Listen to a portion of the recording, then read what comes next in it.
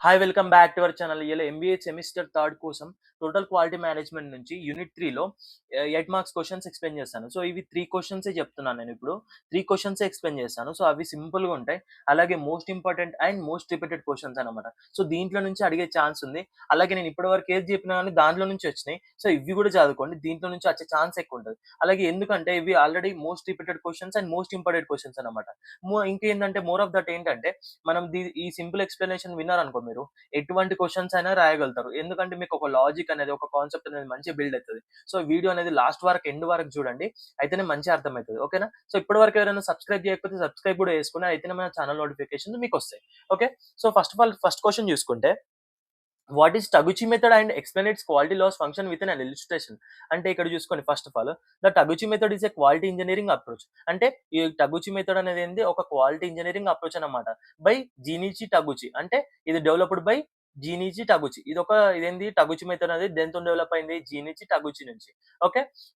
ఇదేంటి that focuses on the improving product quality by minimising variation. అంటే ఎటువంటి variation లేకుండా ప్రొడక్ట్ క్వాలిటీ అనేది ఇంప్రూవ్ చేస్తదన్నమాట ఈ టగుచి మెథడ్. ఓకే.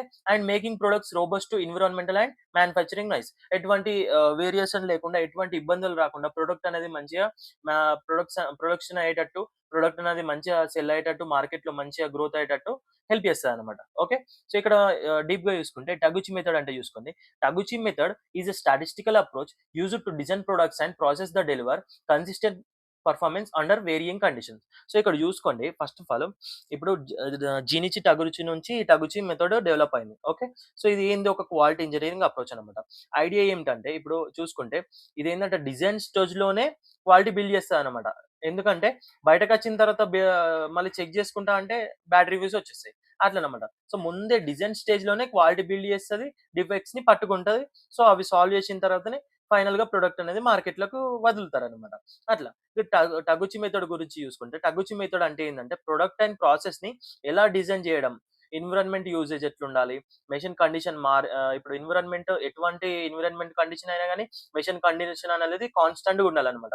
సో, ఇప్పుడు సమ్మర్ అయినా, వింటర్ అయినా, రెయినీ సీజన్ అయినా గాని మెషిన్ కండిషన్ అనేది కాన్స్టెంట్‌గా పనిచేయాల. సో, సమ్మర్ అయింది ఇప్పుడు మనలాగా మనుషుల్లాగా సమ్మర్‌లో వేడవ్వడము, లైక్ వింటర్‌లో చల్లగా చలి పెట్టడము, చలి పెడితే మనం పని చేయం గదా! అట్లా గాకుండా కాన్స్టెంట్‌గా పని జేయాలి. ఎటువంటి ఎన్విరాన్మెంట్ కండిషన్ అయినా గాని మెషిన్ కండిషన్ అనేది ఎటువంటి డీవియేషన్స్ అవ్వకూడదు. వేరియేషన్స్ అవ్వకూడదు. అట్లనమాట. పర్ఫార్మెన్స్ కన్సిస్టెంట్‌గా ఉండాలి. అప్పుడే దాన్ని రాబస్ట్ డిజైన్ అని జెప్పేసి అంటారు. రాబస్ట్ డిజైన్ వాడి జేస్తే పర్ఫార్మెన్స్ అనేది కన్సిస్టెంట్‌గా ఉంటదన్నమాట. ఓకే.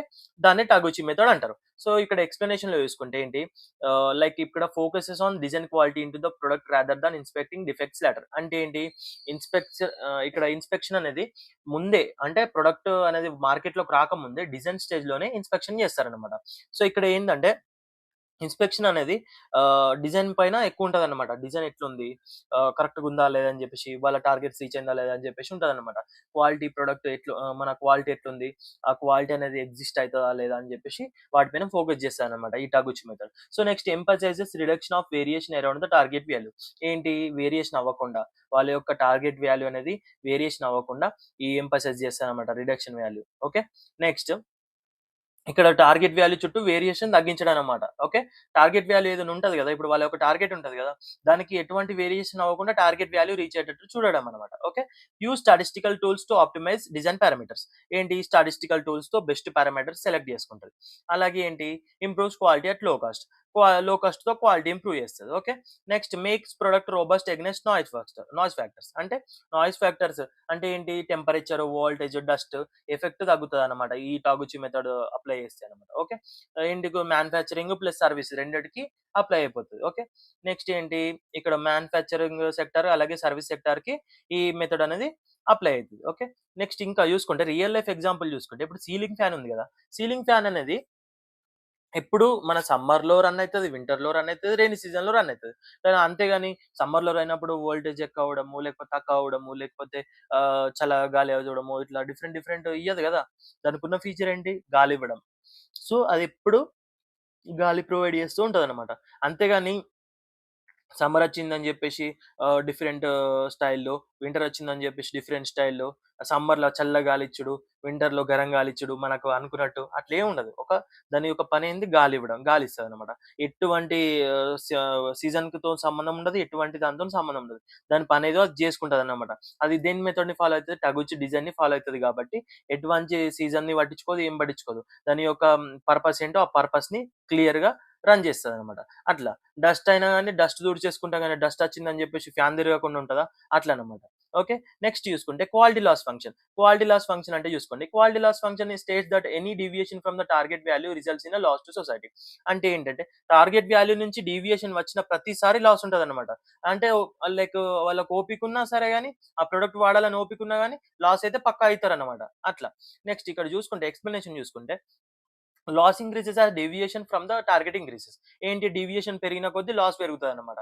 నెక్స్ట్ ఏంటి loss exist when if loss exist even if the product is with tolerance limit. అంటే వాళ్ళు లిమిట్స్‌లో ఉన్న ఒకవేళ టాలరెన్స్ అంటే వాళ్ళకి ఓపిక ఉన్నా గాని, ఆ ప్రొడక్ట్ వాడే ఓపిక ఉన్నా గాని ఏంటి కంపల్సరీ లాస్ అనేది ఉంటదనమాట.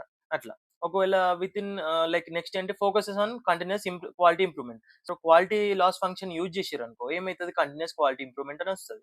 Next encourages achieving target value not just tolerance limit. ఏంటి ఈ క్వాలిటీ ఫంక్షన్ లాస్ ఫంక్షన్ ఏం ఎంకరేజ్ చేస్తదంటే టార్గెట్‌ని రీచ్ అవ్వాలి. ఎందుకంటే మనకు ప్రొడక్ట్స్ అనేది ఇష్టంతోని వాడాలా. భారంతోని గాదు. వాళ్ళేదో ఓపిక ఉందని జెప్పేసి వాడుతున్నాము. లైక్ కొన్నామని జెప్పేసి వాడుతున్నాము. ఈ డబ్బులు వేస్ట్ అయితాయని జెప్పేసి వాడుతున్నాం గాదు. ప్రొడక్ట్ నచ్చింది మేము వాడతాం. వేరే వాళ్ళకి సజెస్ట్ చేస్తామనే స్టేజ్‌లో ఉండాలన్నమాట ప్రొడక్ట్. అట్లా. టార్గెట్ వాల్యూ అచీవ్ అవ్వాలా. మంచి ఆబ్జెక్టివ్స్ రీచ్ అవ్వాలా. కస్టమర్ సాటిస్ఫై అవ్వాలా. అలాగే గాని టాలరెన్స్ లిమిట్స్ అని జెప్పేసి అట్లాంటివి ఏమి ఉండకూడదన్నమాట.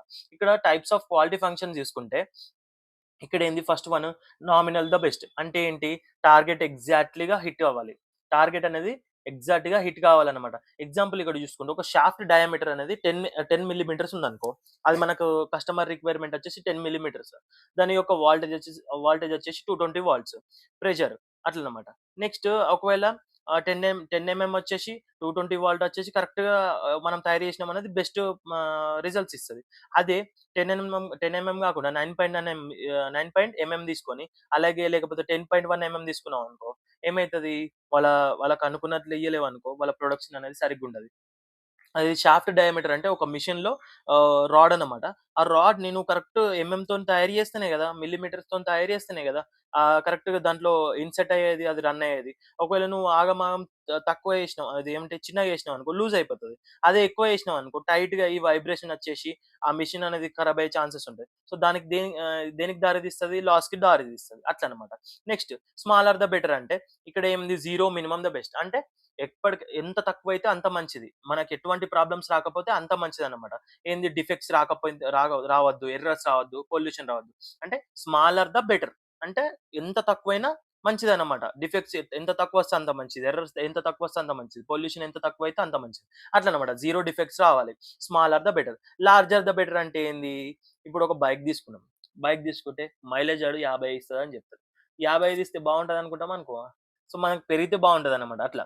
మైలేజ్ గాని, స్ట్రెంత్ గాని, ఎఫిషియన్సీ గాని ఒక ఐటెమ్‌కి పెరిగితే లార్జర్ ద బెటర్. సో, అదన్నమాట. నెక్స్ట్ వాల్యూ పెరిగితే క్వాలిటీ బెటర్ అయితదన్నమాట. ఈ లార్జర్ ద బెటర్‌లో. ఓకే.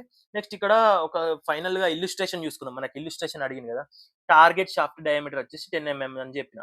అది 9.9 ఉన్నా గాని, 10.1 ఉన్నా గాని టాలరెన్స్‌తో ఉన్న క్వాలిటీ లాస్ అవుతది. అట్లమాట. ఏంది నాయిస్ అవ్వచ్చు, వియర్ అవ్వచ్చు, లైఫ్ రెడ్యూస్ అవ్వచ్చు అట్లనమాట. సో, ఇదన్నమాట. అడ్జస్ట్ అవ్వగూడదు. కరెక్ట్‌గా టార్గెట్ అనేది రీచ్ అవ్వాలన్నమాట. ఓకే. కంక్లూజన్ చూసుకుందాం. If the target diameter of the shaft is 10 mm, any deviation such as 9.9 or 10 mm causes quality loss అన్నమాట. క్వాలిటీ లాస్ అయిపోతది. Even acceptable by the tolerance standards. ఏంటి ఒకవేళ accept చేసినా loss అనేది పక్కా వస్తూనే ఉంటది. "ఏం లేదు నేనే ప్రొడక్ట్ తయారు చేసినా ఏం కాదు అట్లా అడ్జస్ట్ చేసుకుంటే ఆళ్ళు లాస్ అవుతూనే ఉంటారన్నమాట.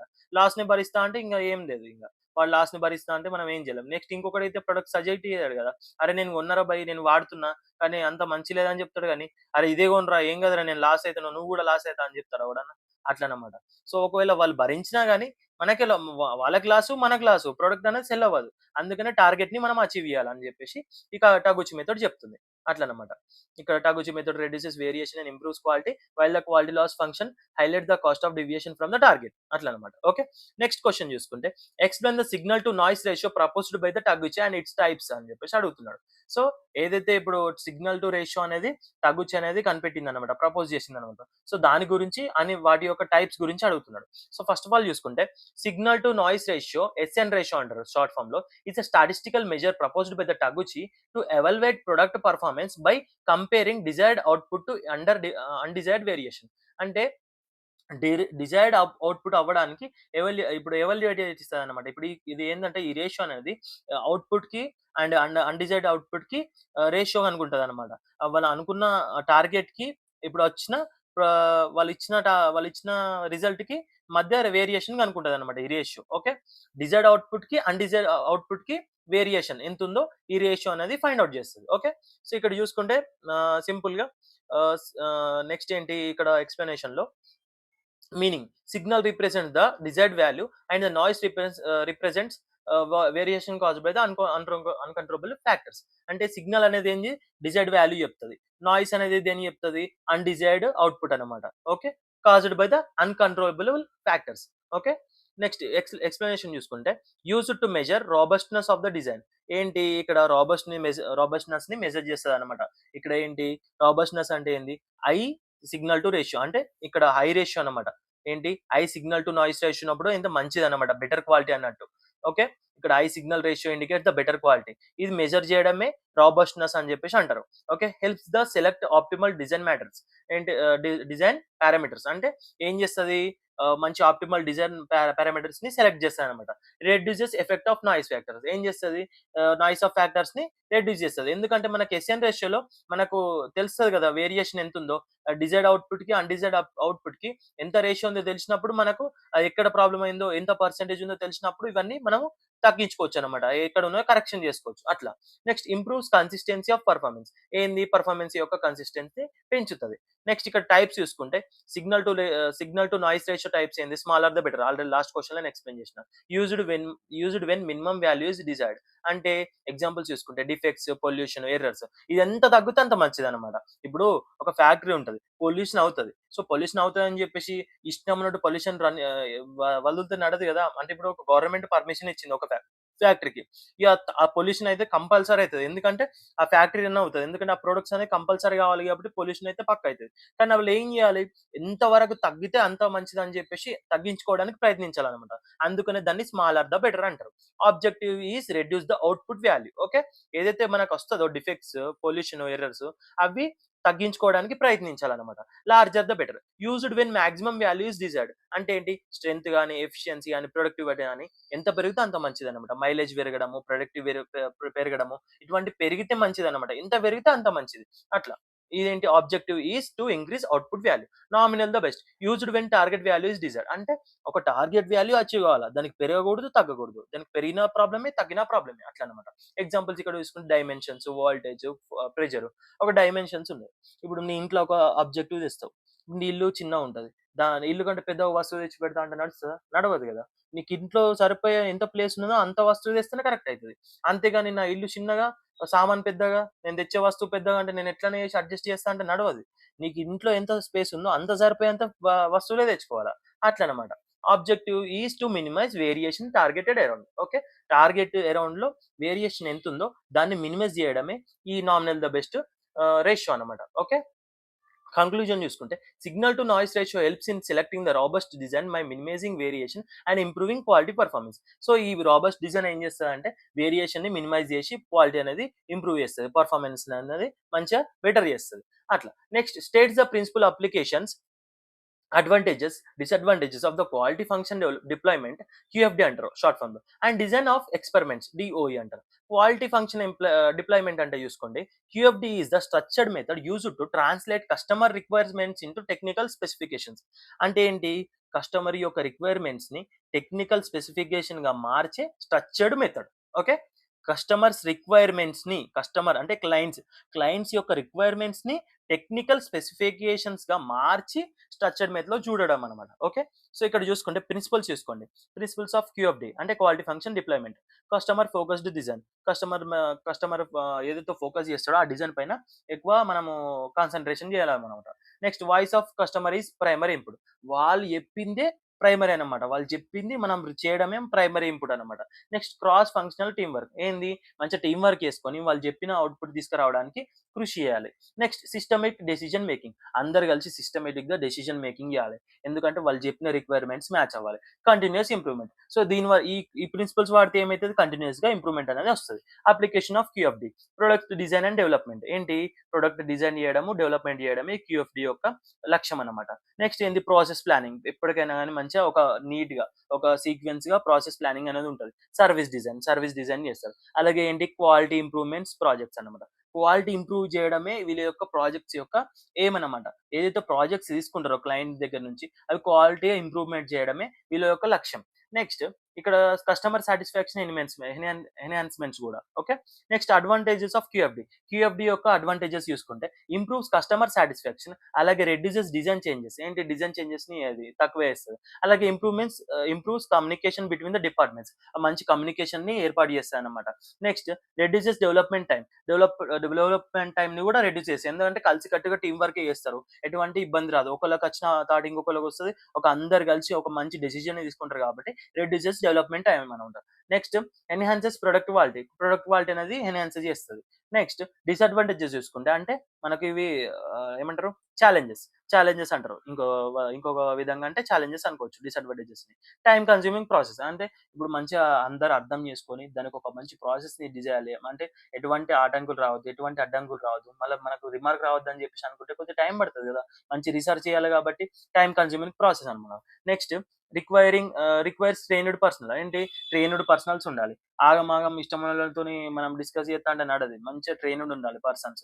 వాళ్ళ యొక్క ఎంప్లాయీస్ అనేది మంచి ట్రైనింగ్‌తోని ఉండాలి. అలాగే మంచి స్కిల్‌ఫుల్ పర్సన్స్ ఉంటేనే గదా! వాళ్ళకు డెసిషన్ మేకింగ్ అనేది మంచిగుంటది. అలాగే వాళ్ళ యొక్క టెక్నికల్ స్పెసిఫికేషన్స్ అనేది మీట్ అయితారు. అట్లనమాట. Complex for the large projects. ఏంటి కొద్దిగా పెద్ద పెద్ద ప్రాజెక్ట్‌లంటే కొద్దిగా టేక్ ఓవర్ చేసుకోవడానికి కొద్దిగా టైం పడతది. ఎందుకంటే చిన్న చిన్న ప్రాజెక్ట్సే వీళ్ళు మంచిగా అబ్జర్వ్ చేసి మంచిగా నీట్‌గా వాళ్ళ యొక్క అచీవ్‌మెంట్స్ రీచ్ అవ్వడానికి చాలా టైం తీసుకొని డెసిషన్ మేకింగ్ చేసుకుంటారు. సో, పెద్ద ప్రాజెక్ట్స్ అంటే కొద్దిగా కష్టమైతదని చెప్పేసి అంటున్నారు. Difficult to quantify customer needs. అంటే ఏంటి వాళ్ళ యొక్క కస్టమర్ నీడ్స్ ఇంకా లైక్ ఏమంటారు క్వాంటిఫై అంటే ఎక్కువ చేసుకోవడం. ఇంకా వాళ్ళ యొక్క కస్టమర్స్ నీడ్స్ ఇంకెక్కువ చాలా ఎక్కువ అనుకో కొద్దిగా మీట్ అవ్వడానికి కొద్దిగా కష్టమైతదని చెప్పేసి అంటున్నాడు. అట్లా.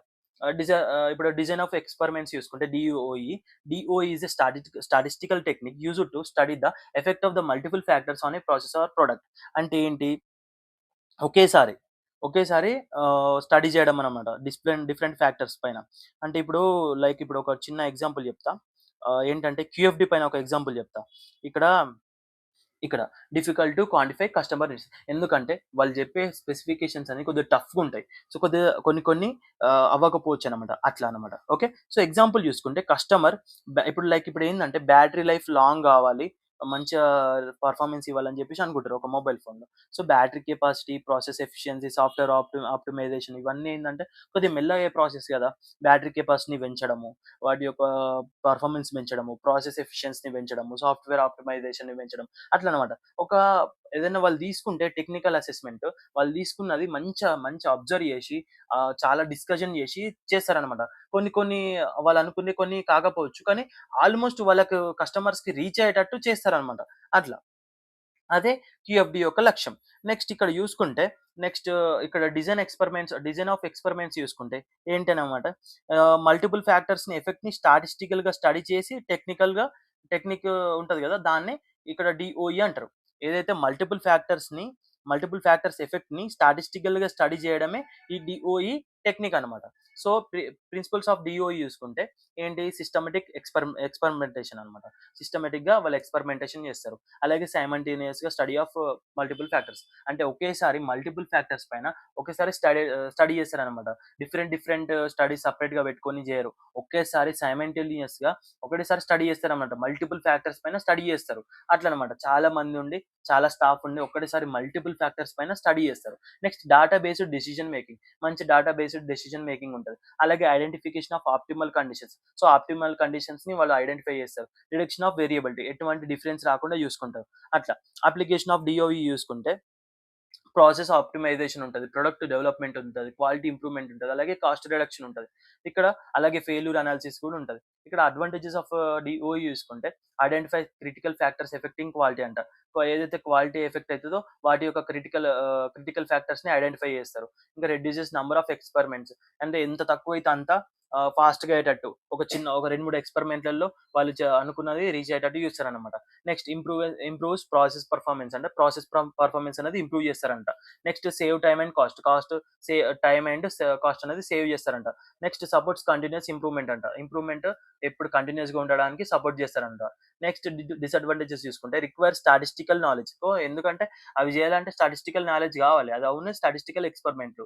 టూల్స్ యూజ్ చేసి చేయాలి కాబట్టి ఆ నాలెడ్జ్ ఉండాలి కంపల్సరీ. సో, వర్కర్స్ అనేది స్కిల్‌ఫుల్‌గా ఉండాలి. Complex for beginners. అంటే ఏదైతే కొత్త ట్రైనింగ్, ఇప్పుడు మనం అంటే ఇంటర్న్‌షిప్ అంటాం కదా! ఇంటర్న్‌షిప్ చేసే వాళ్ళకి పెద్ద ప్రాజెక్ట్స్ ఇస్తే ఏడికెళ్ళి చేస్తారు? చేయరు. అట్లా. Initial experimentation cost is high. ఏంటి? ఎక్స్‌పెరిమెంటేషన్ కాస్ట్ అనేది హైగా ఉంటది. ఏంది? స్టార్టింగ్‌లో ఇనీషియల్ అనేది ఇప్పుడు స్టార్టింగ్‌లో ఏదైనా ఎక్స్‌పెరిమెంట్ చేసినప్పుడు అన్ని వస్తువులు కొనుక్కోవాలా, వాటి యొక్క నీడ్స్ రీచ్ అవ్వాలంటే ప్రతి ఒక్క ఐటెమ్స్ కొనుక్కోవాలా, ఆ ఎక్విప్‌మెంట్ కొనుక్కోవాలా, అది చేయాలంటే టూల్స్ యొక్క కాస్ట్ అనేది ఎక్కువుంటది. అట్లనమాట. సో, ఇనీషియల్‌గా ఎక్స్‌పెరిమెంటేషన్ కాస్ట్ అనేది హైగా ఉంటది. తర్వాత మెల్లమెల్లగా తగ్గుతది. Incorrect design leads to wrong conclusion. So, ఎప్పుడైనా గాని కొద్దిగా లేట్ అయినా పర్లేదు గానీ, ఇన్‌కరెక్ట్ డిజైన్ మాత్రం ఇవ్వకూడదు. అట్లనమాట. ఓకే. దానివల్ల ఏమైతది? రాంగ్ కంక్లూజన్స్ తీసుకుంటది. ఇప్పుడు చిన్న ఎగ్జాంపుల్స్ తీసుకుంటే, బిస్కెట్ ఫ్యాక్టరీలో ఏముంటదంటే, ఇప్పుడు ఒక బిస్కెట్ కరెక్ట్‌గా షేప్ రావాలి. అలాగే దానికి ఒక క్రిస్పీనెస్ అనేది, స్వీట్‌నెస్ అనేది, బేకింగ్ అనేది, షుగర్ రేషియో అనేది ఇవన్నీ కరెక్ట్‌గా రావాలి. Same taste. ఇప్పుడు ప్రతి బ్యాచ్‌లో ఇప్పుడు ఒక బిస్కెట్ మనం ఎప్పుడు తింటాం. అది ఎప్పుడు టేస్ట్ అలాగే ఉంటది. ఎట్లుంటది? సో, మల్టిపుల్ ఫ్యాక్టర్స్ పైన వాళ్ళు స్టడీ చేసి, ఎప్పుడనేది మేకింగ్ ప్రాసెస్ అనేది కంటిన్యూయస్‌గా అబ్జర్వ్ చేస్తారనమాట. వస్తుందా? లేదా? అని అన్ని చెక్ జేసి మంచి మెజర్స్ తీసుకుంటారు గాబట్టి, అప్పుడు మనకు సేమ్ టేస్ట్ ఎప్పుడొస్తది. సో, అట్లనమాట. ఇక్కడ టెంపరేచర్ గాని, బేకింగ్ టైమ్ గాని, షుగర్ రేషియో గాని డీఓఈతోని బెస్ట్ కాంబినేషన్ చేస్తారనమాట. డిఓఈ టెక్నిక్‌తోని వాడి ఈ కాంబినేషన్ అనేది సెట్ చేస్తారనమాట. అట్లా. ఇప్పుడు ఫైనల్ కంక్లూజన్ చూసుకుంటే క్యూఎఫ్‌డి దేనికోసం? కస్టమర్ డ్రైవ్ అండ్ డిజైన్ కోసం. అలాగే డిఓఈ దేనికోసం? Data drive and optimisation. 2 కలిస్తే క్వాలిటీ సెట్. క్వాలిటీ మంచిగొస్తది. అట్లనమాట. ఇంతే. ఒకవేళ అర్థం కాకపోతే మళ్ళీ చూడండి. అయితే అర్థమైపోతది. ఓకేనా? సో, ఎక్కడైనా డౌట్ వస్తే నాకు కామెంట్ సెక్షన్‌లో పెట్టండి. నేను ఎక్స్‌ప్లెయిన్ చేస్తాను మళ్ళీ. మీకు రిప్లై ఇస్తాను. ఓకేనా? సో, ఎవరైనా మన వాట్సాప్ కమ్యూనిటీలో జాయిన్ అవ్వకపోతే జాయిన్ అవ్వండి. ఈ నోట్స్ అనేది నేను ఇప్పుడు ఏదైతే ఎక్స్‌ప్లెయిన్ చేశానో ఈ నోట్స్ అనేది నేను పీడీఎఫ్ సెండ్ చేస్తాను మన వాట్సాప్ కమ్యూనిటీలో. అలాగే మీరు మన ఇన్‌స్టా పేజ్‌ని ఫాలో అయితే ఎప్పటికప్పుడు అప్డేట్స్ అనేటివి వస్తూ ఉంటాయి. ఎందుకంటే మీరు ఇన్‌స్టా ఎక్కువ వాడతారు కదా! మన యూత్ పిల్లలు. అందుకనే ఇన్‌స్టా పేజ్‌ని ఫాలో అయితే ఎప్పటికప్పుడు మీకు అప్డేట్స్ వస్తుంటాయి. ఓకేనా? నా లింక్స్ అనేటివి నా డిస్క్రిప్షన్‌లో ఉంటాయి. ఓకేనా? Thank you for watching our video.